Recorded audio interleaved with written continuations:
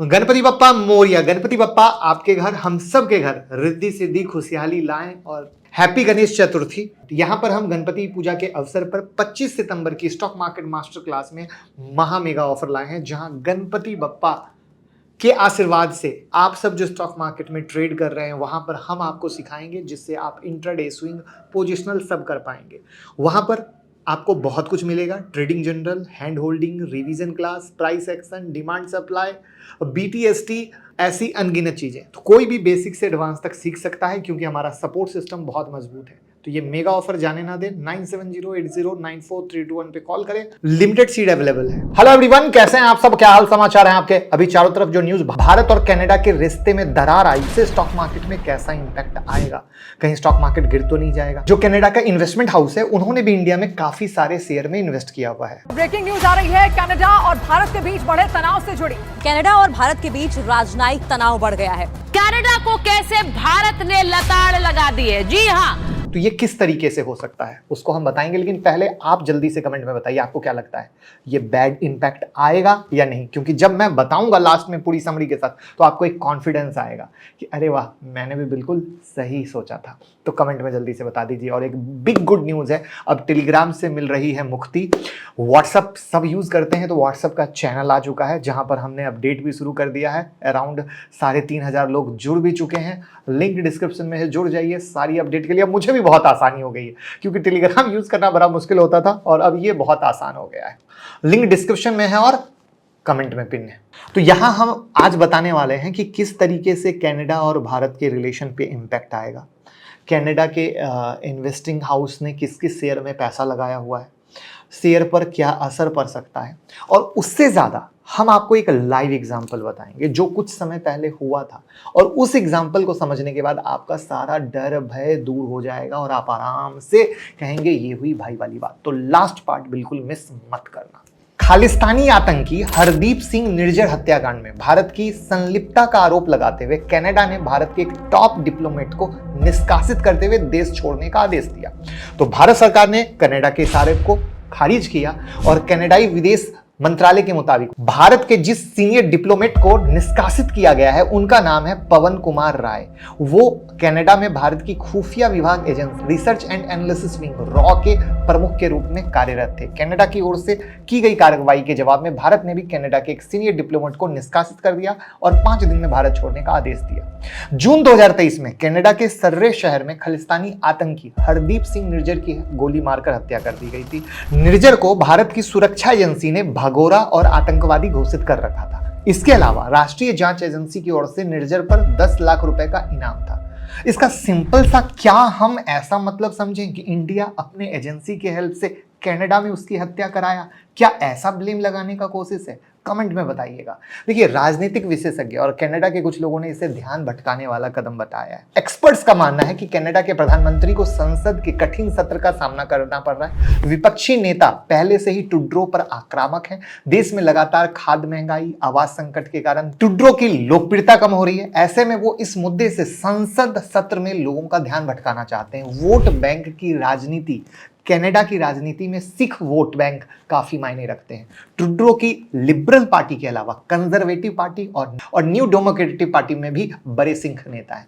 New democratic party ही जगमीत सिंह की है और रिपोर्ट के मुताबिक कनाडा में भारतीय मूल के 24 लाख लोग हैं। इनमें से करीब 7 लाख सिर्फ सिख हैं। कनाडा में सिखों की जनसंख्या greater Toronto, Vancouver, Edmonton, British Columbia और कैलगरी में है। चुनाव के दौरान ये हमेशा बड़े वोट बैंक की तरह देखे जाते हैं।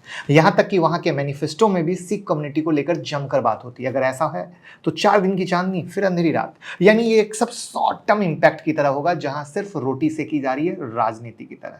और यहाँ एक चीज याद रखने की जरूर बात है कि इंडिया पर पहली बार इतना बड़ा एलिगेशन लगा है। ये इतना बड़ा एलिगेशन का मतलब क्या है, ध्यान से समझिएगा। ये सिर्फ एक समझने की बात है, मैं कुछ कह नहीं रहा हूं। जो एक पॉइंट है वो कि क्या इंडिया की एजेंसी वहां जाकर ऐसा कुछ कर सकती है, कुछ इस तरह का ब्लेम है। अब यहां पे कॉर्पोरेट का क्या कैसे रोल है समझिए। More than 600 Canadian company including Bombardier, SNV, लेवियन स्ट्रॉन्ग प्रेजेंस है इंडिया में, जबकि इंडिया की 30 कंपनी सच एज इन्फोटेक में, मेजर में, टीसीएस, इन्फोसिस, विप्रो, जिनका बिलियन ऑफ डॉलर इन्वेस्ट है कनाडा में, जो थाउजेंड ऑफ जॉब क्रिएट कर रहे हैं।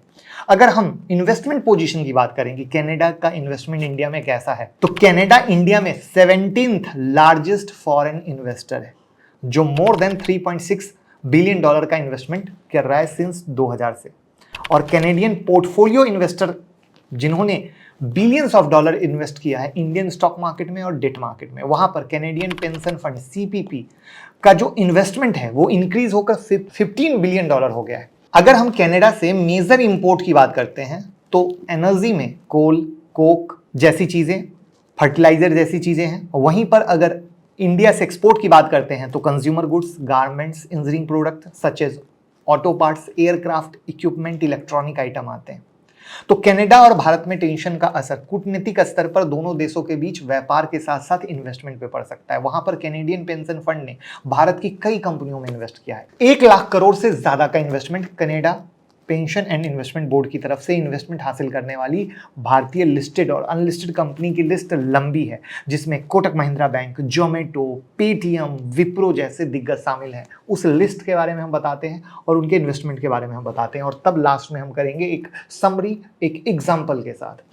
अगर हम कोटक महिंद्रा बैंक की बात करें तो एक रिपोर्ट में Canada pension and investment board के इन्वेस्टमेंट का डेटा पेश करते हुए बताया गया है कि इस बैंक में इनका बहुत बड़ा इन्वेस्टमेंट है। इस बैंक में 2% से ज़्यादा की हिस्सेदारी इनकी है। इन्वेस्टमेंट का आंकड़ा बैंक के शेयर होल्डिंग पैटर्न के मुताबिक 9,500 करोड़ के पास का है।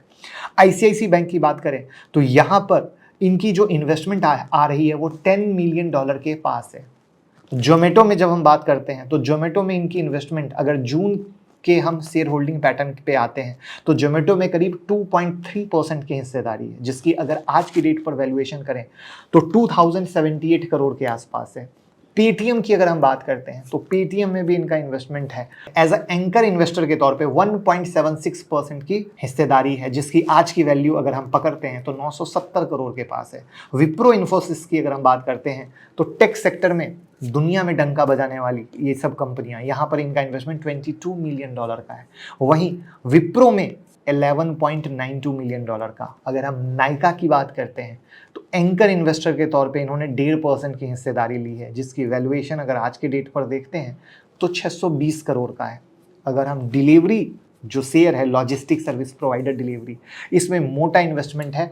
जून 2023 तिमाही तक देखें तो 6% की हिस्सेदारी है, और ये खरीदारी बीते साल 2022 में तब की गई थी, राइट, जबकि कंपनी ने स्टॉक मार्केट डेब्यू किया था।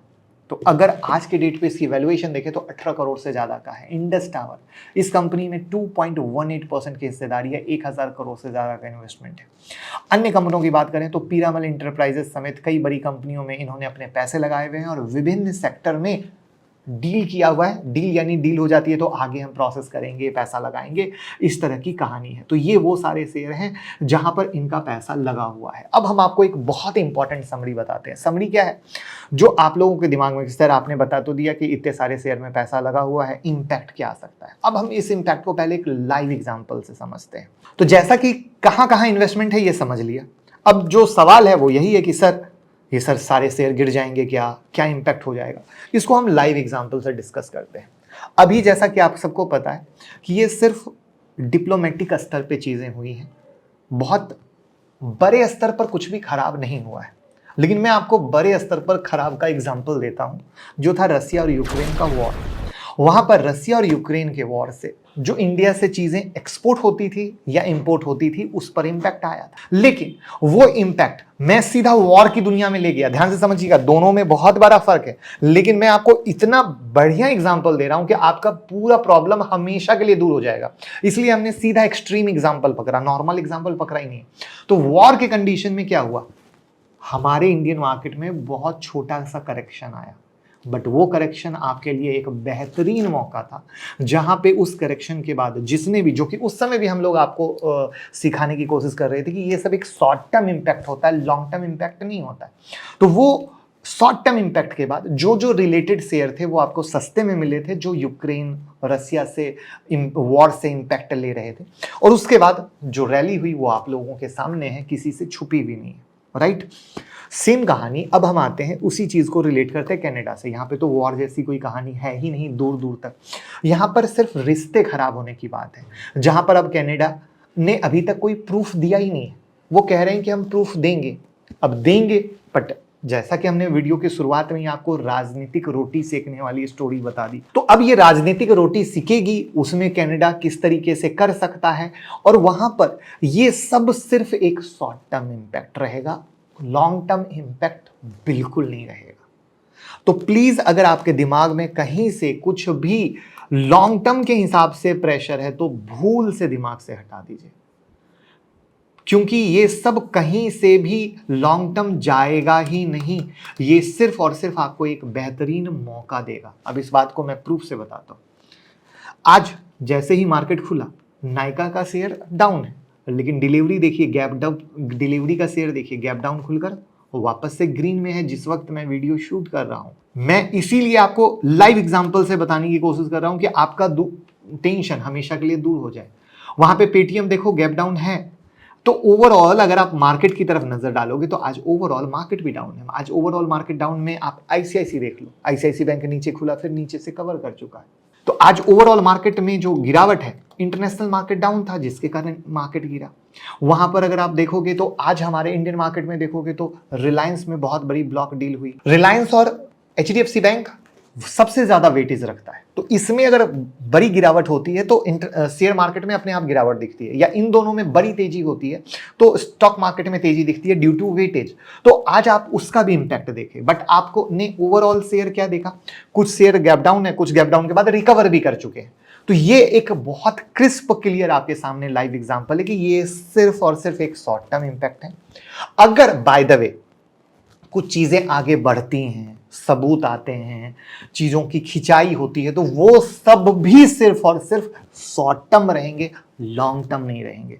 तो आई होप मैंने आपके डाउट को दूर कर दिया है कि ये सब शॉर्ट टर्म है, जिसमें जो भी अच्छे शेयर हों फंडामेंटली, जैसे फंडामेंटली अच्छे शेयर आप कौन से कहें, कोटक महिंद्रा फंडामेंटल में कोई दिक्कत है, आईसीआईसी बैंक फंडामेंटल में कोई दिक्कत है, तो ये जो फंडामेंटली अच्छे शेयर है वो सब तो आपके लिए बहुत अपॉर्चुनिटी के तौर पे।